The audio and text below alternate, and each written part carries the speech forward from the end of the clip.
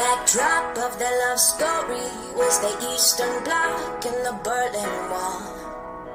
A waitress and a bartender fell in the summer before the fall. Of everything they'd ever known, new country, new language, new home. They didn't want to, but they had to go.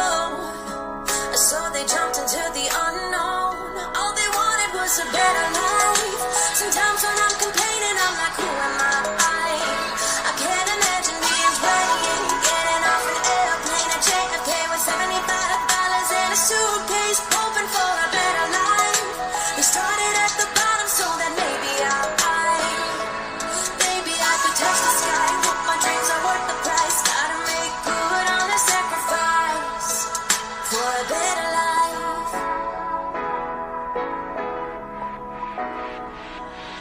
I think about it every day when I wake up that I'm not where I thought I would be yet. For all they gave up, I thought greatness had to be in my destiny. Sometimes I get so down, but they say that I'm enough and they're already proud. Welcome to today's show. This is a Mission Growth Talk Show with Mateo Gil, and I'm your host, Mateo Gil. Today we have a very special guest. She's a singer, a songwriter. She has wrote for artists such as Britney Spears, Celine Dion, Jesse James Decker, and many more.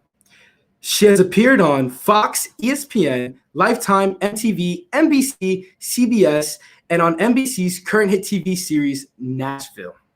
Her most recent success comes with Lady A's #1 hit topping the Billboard charts with Champagne Night. Champagne Night has over 3 million views on YouTube. She is also in 2020, she also won the CCMA Award for Songwriter of the Year. Please help me welcome today's special guest, Tina Parol. Oh man, I did just completely.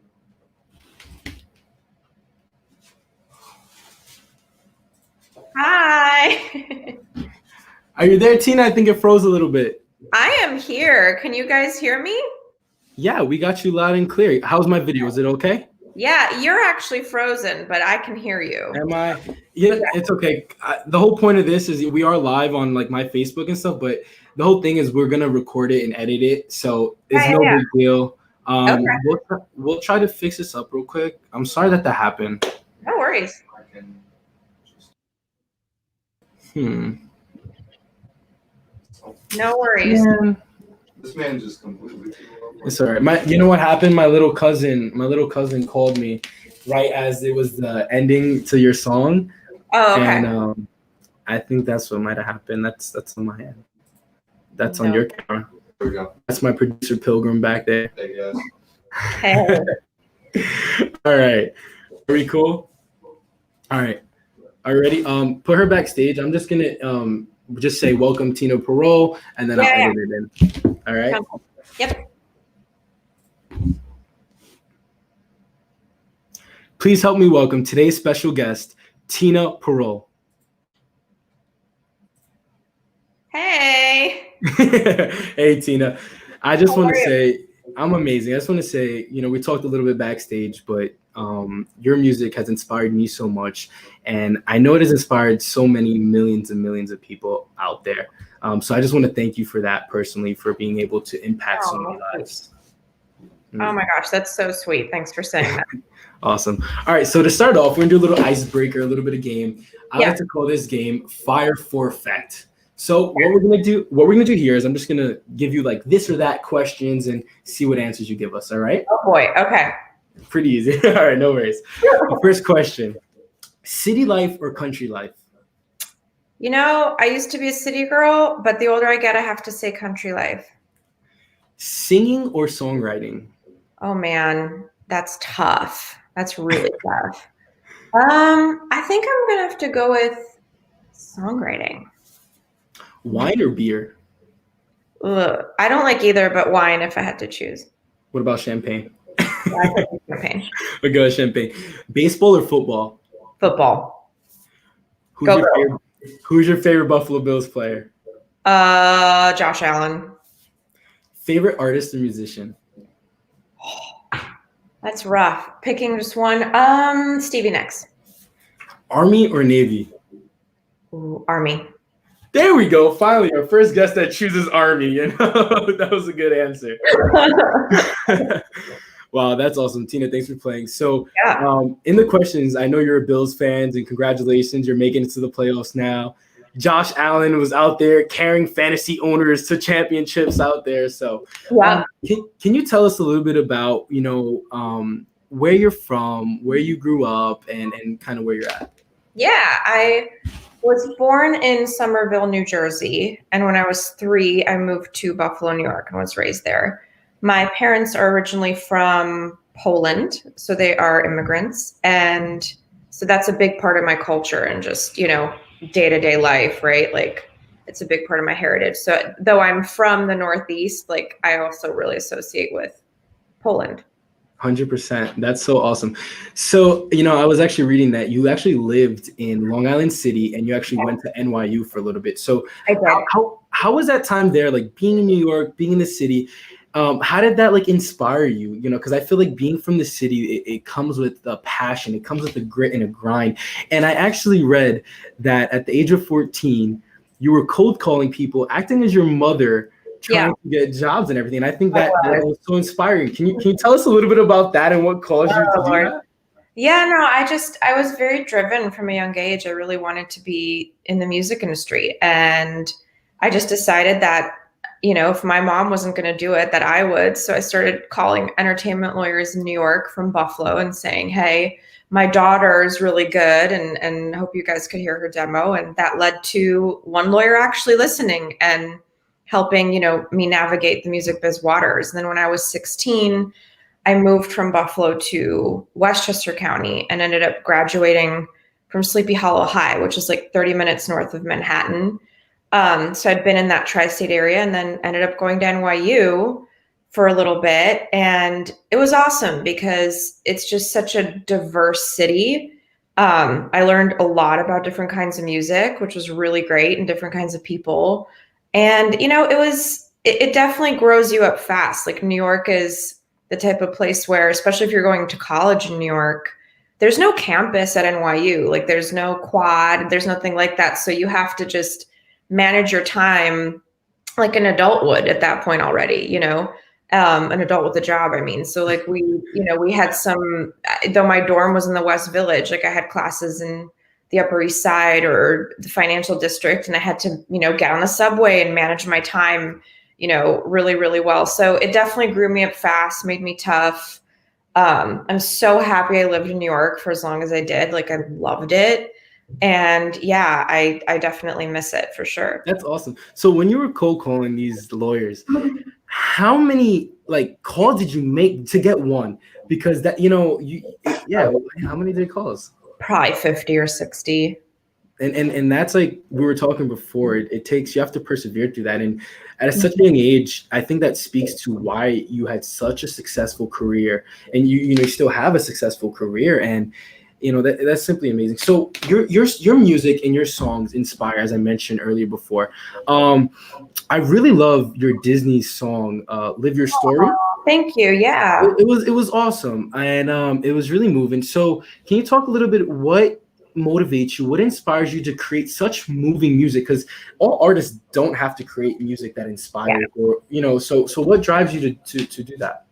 I get asked to write all kinds of stuff, and I've written all kinds of stuff and write all kinds of stuff. But in my career, I've definitely seen a pattern that like the more inspirational stuff is what tends to work for me. And I think it's just because I genuinely believe in positive energy and like putting good vibes into the world, because there's so much in the world that is tough to deal with in life. So, I just want to spread joy, and that's my MO. Like I grew up, I had a tough working class background, and you definitely have to have a vivid imagination and think positively to get through some of those trials. So I think I just naturally write that stuff, that motivation. And maybe part of it is even like me remotivating myself every time I write a song, right? And then like other people can identify with it too. That's awesome. And in your song "Better Life," I hear you say, correct me if I'm wrong, or something around like "I'm not enough," and then your parents tell you that you are. Can you talk about the proper way you wrote that and what it means and how that affects you in your day to day life? Like what maybe was making you feel not enough, and then how did you feel enough? How did you become enough for yourself? Yeah, I mean, I think growing up first generation, there's a lot of self pressure we put on ourselves. Like, even if our parents don't put it on us, like, there's just this sense of responsibility to making good on their sacrifices and doing huge things because you're now in America.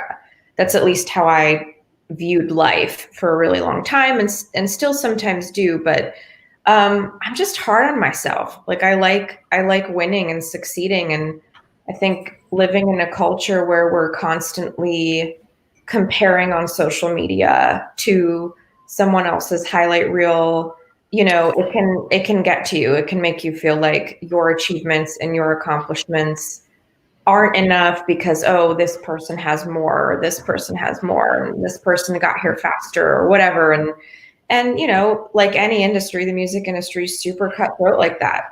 But it was like a cathartic line for me. But the older I've gotten and just lived more life, it's like you really hunker down and get inspired by what you've done, and you don't compare yourself to other people. And I think that's where the growth for me has been.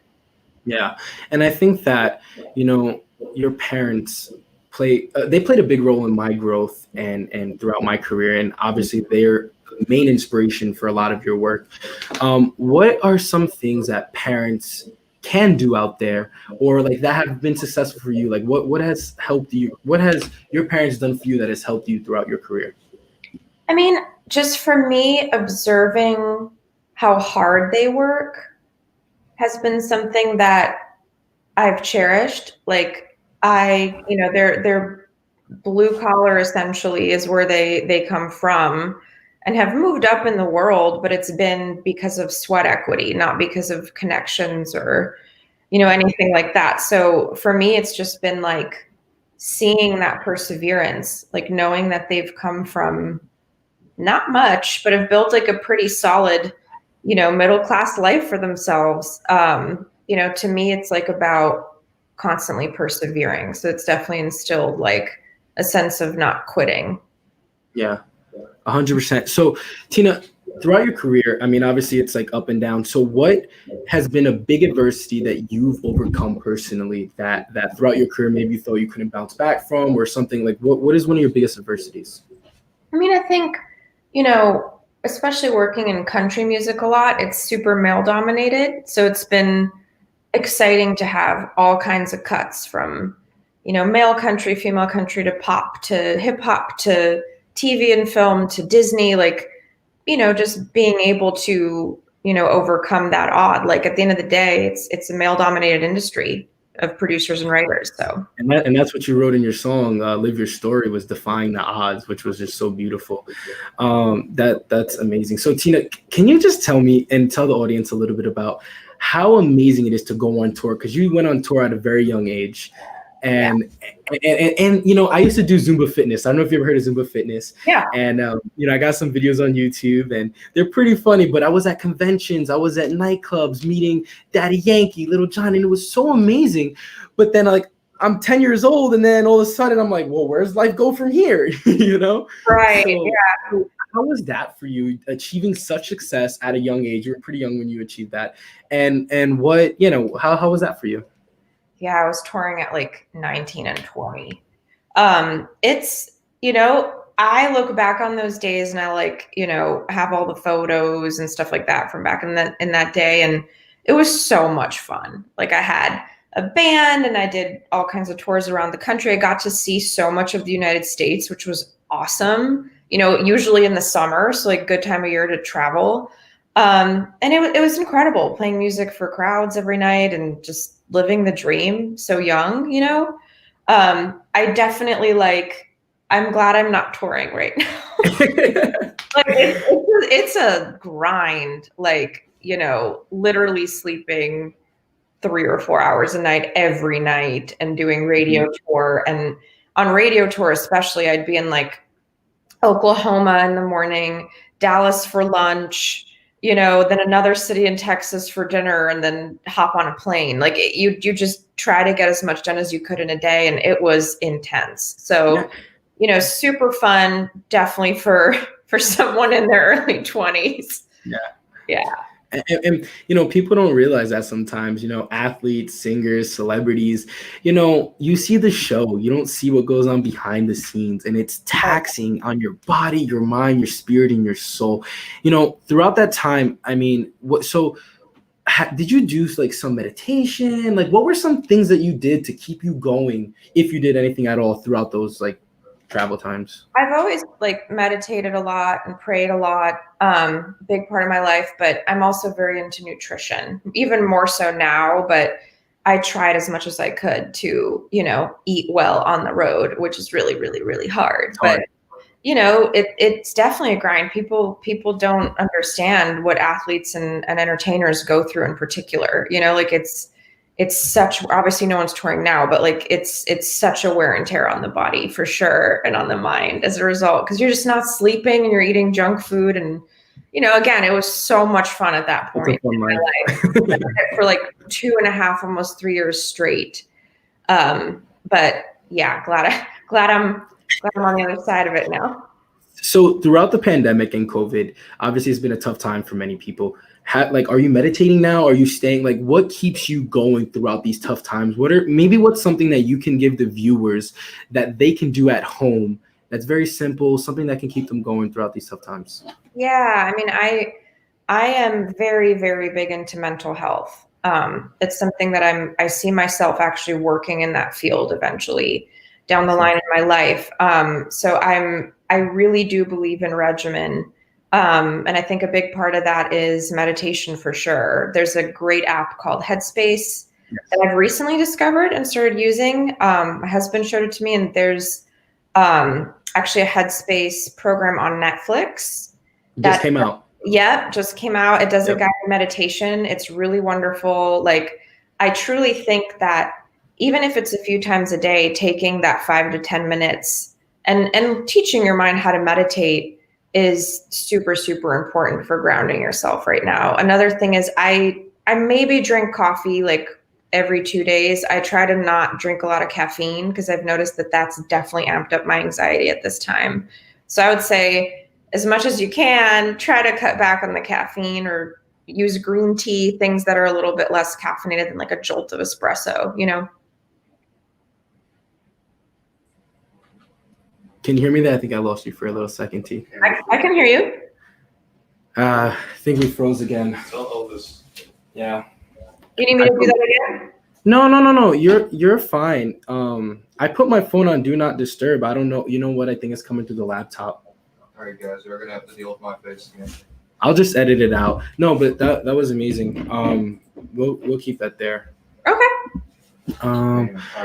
Where did we leave off on? You were saying meditating through the thing. Like things to do during the pandemic. I think so. Oh, okay. Another big one's exercise. I exercise every day, if like 6 days a week, realistically. Like if you do 20 to 30 minutes of cardio a day, it can be as effective as a low dose antidepressant. So I think it's, something we can all go for a run, And so to get back to the meditation real quick, I know Headspace out there. I just want to let everyone know, and as well, there's something called New Calm. And what it is it's like a meditation device, helps you get rested in a short amount of period of time. They actually put like these stickers on your wrist, and it sends signals to your brain, helping you get an alpha and theta relaxation mode. So it was like $3,000-$4,000 when it first came out. Now it's about, I think, $20, $30, $40 a month, depending on what package you get. And then you can get the professional package, which is about $2,000-$3,000. So, for everyone out there, that's something that throughout the pandemic might help, if you can afford it, whoever it is. Definitely. Yeah, that's awesome. And then also, I actually just got this Aura ring. I don't know if you ever heard of it. It basically attracts your sleep. So it tracks your sleep, deep sleep, REM sleep, and all that stuff. And it's brought a great awareness for myself throughout these times because, it's the little things that add up that are going to make you feel good. For sure. And sleep is so important. Yeah. So, and being in the military, it's tough. I've been realizing that I'm only getting like 4 to 5 hours of sleep a night, and that's nowhere near enough. Yeah, definitely. Yeah. So, Tina, for everyone that's out there, young singers or even older singers, people that want to make singing or acting or anything into a professional career, what's some advice that you can give some people going forward who want to do that? I would say, the biggest thing is perseverance. Like if you're going to go for it, you can't expect it to happen fast. It's just sort of like you said, little things add up.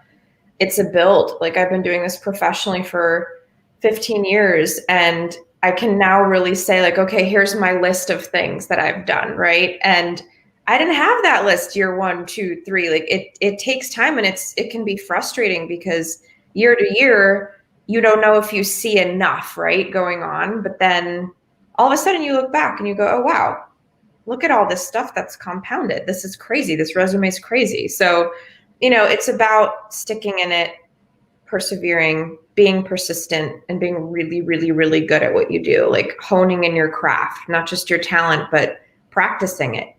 Becoming a great writer, becoming a great singer, becoming a great player takes a lot of time and a lot of practice, and working with people who are better than you, who've been at it longer, learning from them, that's all part of it.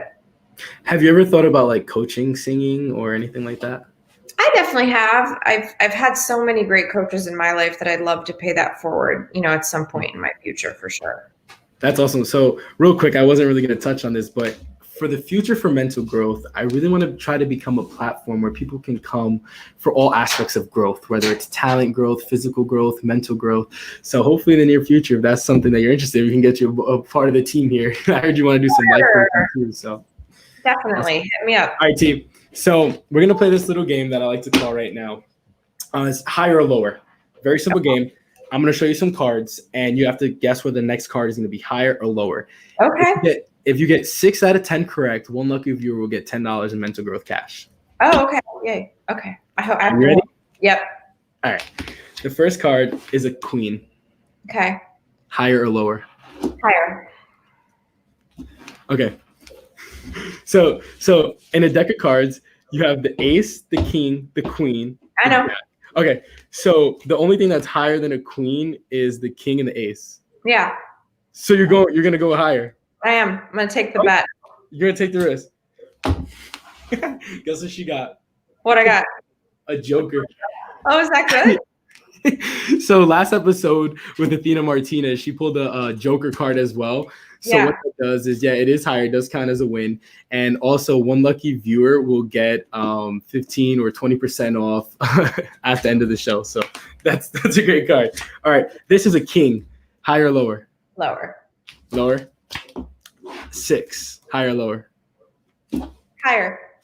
7. Higher or lower? Lower. 3. Higher or lower? Higher. 7. Higher or lower? Lower. 4. Higher or lower? Higher. Oh, we got a 2. How many is that, Pilgrim? She got one more. She got one more? All right. Give me That's one 5 more. out of 6. That's 5 out of 6. We're going to keep going. Okay. Okay, so you said higher or lower from a 2? I didn't say anything yet. Higher. We got a 3. Higher or lower than a 3? Higher. We have an ace. Higher or lower than an ace? Lower. Higher or lower than an 8? Higher. We have a 3. Hey, it's all right, Tina. How many did she get? That's like 8 out of 10. I know, we did like a lot more. I think you got like 8 out of 10 right. That was awesome. And Did someone win? someone's going to win $10 lucky. So awesome. Thanks for playing, T. Yeah. No, I had to explain because the last 2 viewers that I had on here did not know how to play the game at all. So forgive me. I had to. You're good. All right, so to end the show here, Tina, I do want to thank you for coming on, but I want to leave you and the viewers with this very special quote. It's from Walt Disney, and it says, "All our dreams can come true if we have the courage to pursue them. The way to get started is to quit talking and begin doing. It's kind of fun to do the impossible." Love that. So I think that was very appropriate for the show, for your career and everything. So to wrap up, Tina, what does mental growth mean to you? Mental growth means learning who you are and becoming a better version of yourself every day. I love that. Getting 1% better. Yep. Your success. That's Step awesome. by step. Well, Tina, it's been a great show. Honestly, I'm so blessed to have you on. I'm a big fan of yours, so it's truly a blessing. Thanks for having us. And Yay. So fun, guys. Thank you so much. Bye, everyone. Take care.